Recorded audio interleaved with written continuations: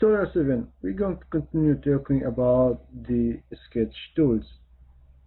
So let's go to the sketch menu and let's try a new way to start a sketch. So now we are not in the sketch mode, and you notice not all the sketch tools are activated. Let's select a slot here, and now you'll notice that SolidWorks give you 3 planes. You can rotate with the mouse, as we knew how to rotate. So you see you have 3 different planes shown to you. So maybe can give you a better viewing to the orientation. So let's select the top plane here. Now we are in the top plane menu. So let's click on the normal to here, or from the orientation menu, normal to. So we are normal to the sketch. So in this tutorial we're going to talk about the slots and circles.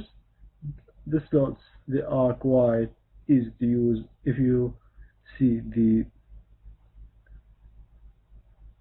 explaining figures here on SolidWorks. And let's select the straight slot, simply select 2 points, then your slot is done. You have a center point slot. You can make your slot depending on your center point. Select that point. Now you have another slot, circular slot, where you are able to make your slot in on an arc. The last one is the center point arc slot. So select that as the center to be of your slot, and you can create it the way you want.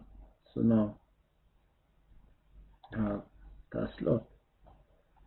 So now when you are done, okay.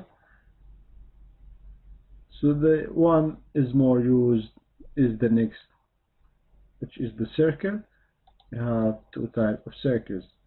The one you are able to make it from the center point, or you define it by 3 points. So let's start the first circle. You can select the center point where you want to draw your circle, and then your circle is done. And dimensioning, we learned how to add the dimensions. Just you click on that circle and add the dimensions. Dimensioning the slots also on the same way, but you have 2 dimensions need to be added to the slot. Let's add 50 here, and let's add the second dimension to be 150. So let's add the relation here. If you click that point, you will notice that relation icons appearing. So select constant. Okay, your slot is defined. So we're going to make a tutorial about the adding constraints. So for now we have this circle is made. Now let's start making a circle, tangent, and 3 points. So let's click this